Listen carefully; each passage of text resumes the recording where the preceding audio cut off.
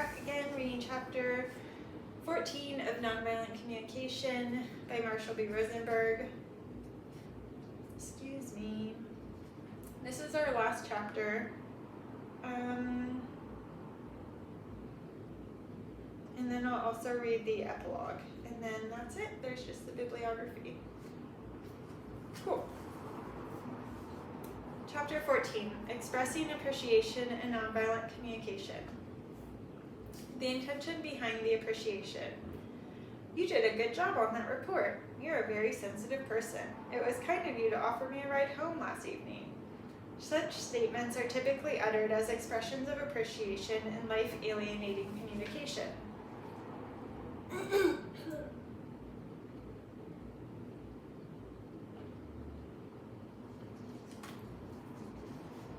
Perhaps you are surprised that I regard praise and compliments to be life-alienating.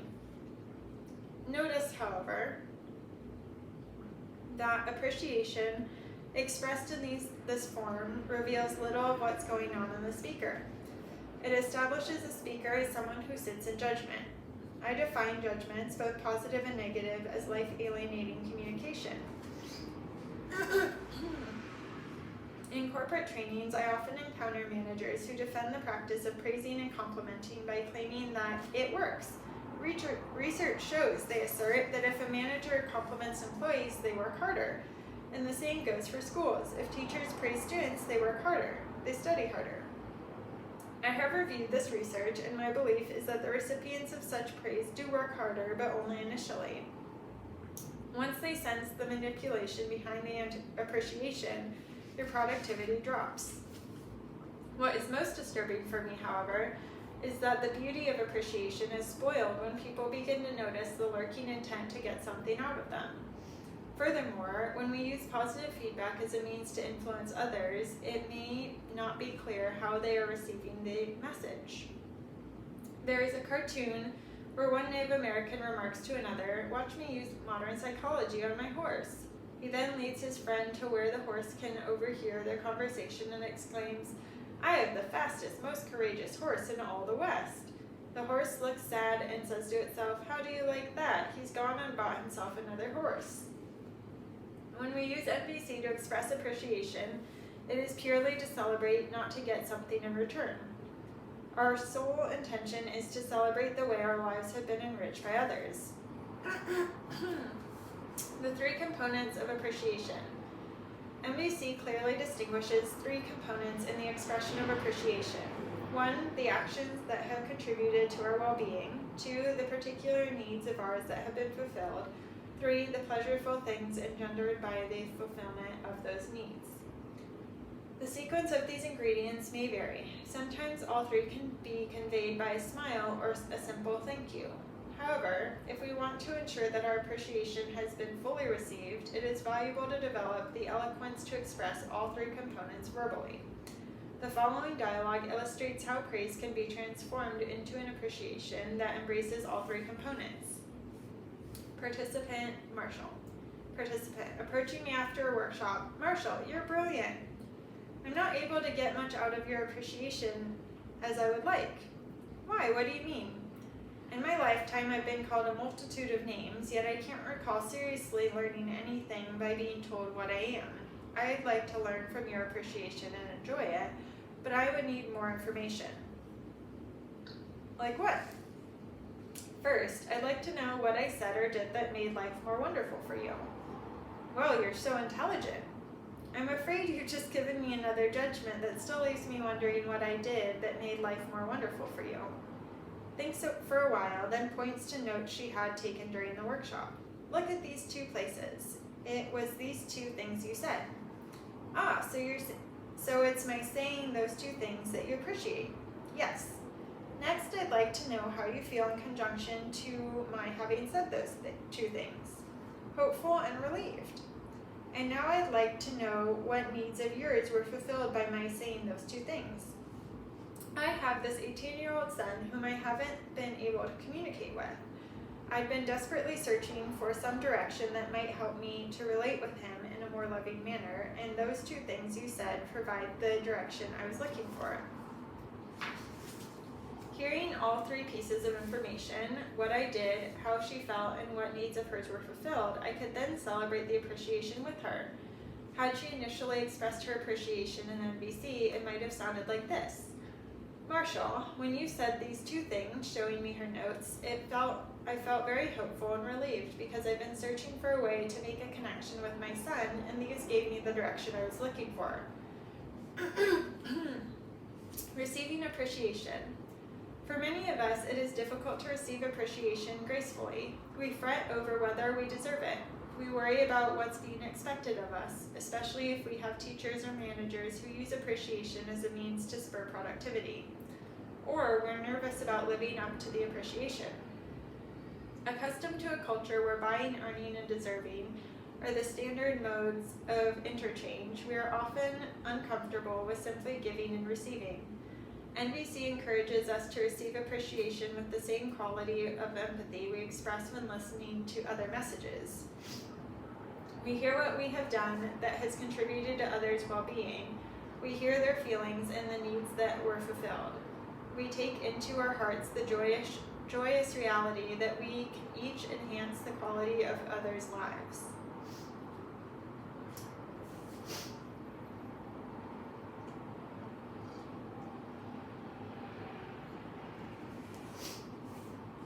I was taught to receive appreciation with grace from my friend Nafez Aseli. He was a member of a Palestinian team who I had invited to Switzerland for training in NVC at a time when security precautions made training of mixed groups of Palestinians and Israelis impossible in either of their own countries. At the end of the workshop, Nafez came to me. This training will be very valuable for us in working for peace in our country, he acknowledged. I would like to thank you in the way that we Sufi Muslims do when we want to express special appreciation for something. Locking his thumb onto mine, he looked me in the eye and said, I kiss the God in you that allows me to give us what you did. Then he kissed my hand. Nafez's expression of gratitude showed me a different way to receive appreciation. Usually it is received from one of two polar positions. At one end is egotism, believing ourselves to be superior because we've been appreciated.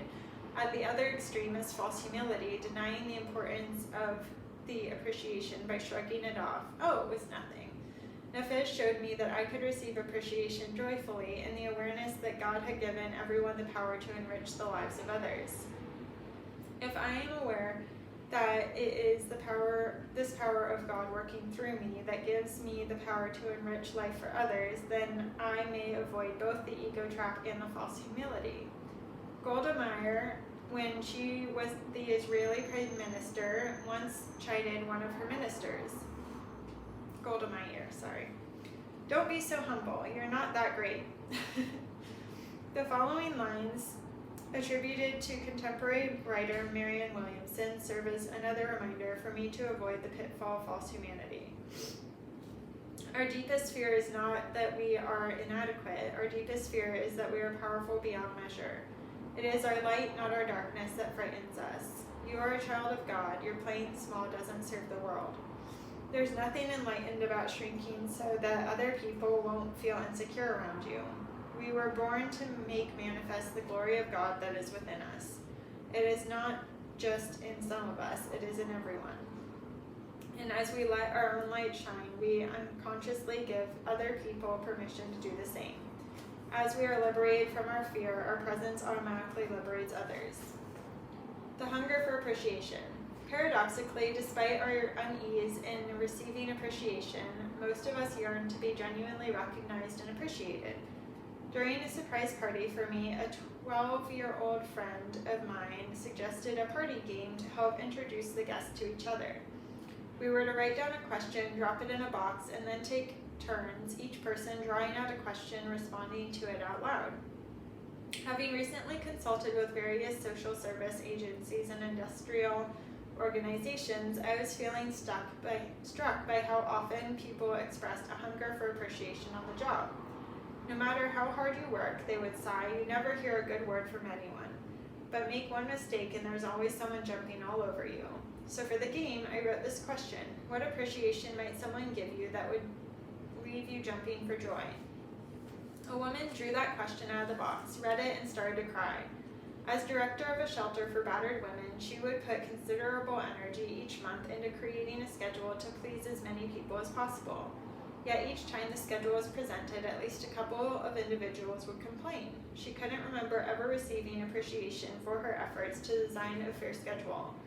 All this had flashed through her mind as she read my question, and the hunger for appreciation brought tears to her eyes.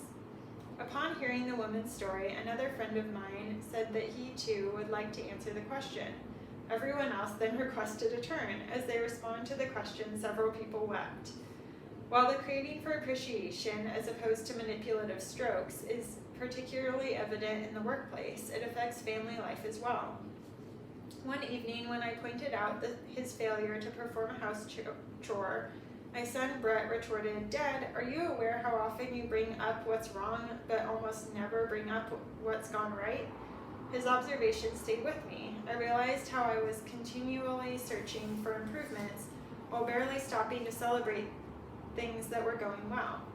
I had just completed a workshop with more than 100 participants, all of whom had evaluated it very highly, with the exception of one person.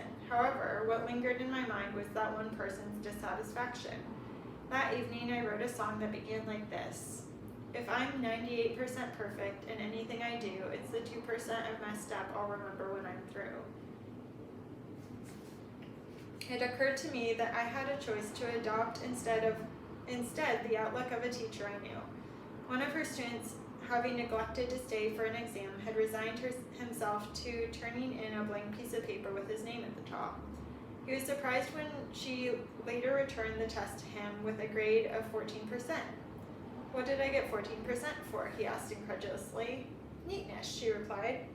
Ever since hearing my son Brett's wake-up call, I've tried to be more aware of what others around me are doing that enriches my life, and to hone my skills in expressing this appreciation. Overcoming the reluctance to express appreciation. I was deeply touched by a passage in John Powell's book, The Secret of Staying in Love, in which Powell describes his sadness over having been unable during his father's lifetime to express the appreciation he felt for his father to his father. How grievous it seemed to me to miss the chance of appreciating the people who have been the greatest positive influences in our lives. Immediately, an uncle of mine, Julius Fox, came to mind. When I was a boy, he came daily to offer nursing care to my grandmother, who was totally paralyzed. While he cared for my grandmother, he always had a warm and loving smile on his face. No matter how unpleasant the task may have appeared to my boyish eyes, he treated her as if she were doing him the greatest favor in the world by letting him care for her. This proved a wonderful model of masculine strength for me, one that I've often called upon in my years since. I realized that I had never expressed my appreciation for my uncle, who himself was now ill and near death. I considered doing so, but sensed my own resistance. I'm sure he already knows how much he means to me. I don't need to express it out loud. Besides, it might embarrass him if I put into words. As soon as these thoughts entered my head, I already knew they weren't true. Too often, I had assumed that others knew the intensity of my appreciation for them, only to discover otherwise. And even when people were embarrassed, they still wanted to hear appreciation verbalized. Still hesitant, I told myself that words couldn't do justice to the depth of what I wished to communicate. I quickly saw through that one too. Yes, words may be poor vehicles in conveying our heartfelt realities, but as I've learned, anything that is worth doing poorly.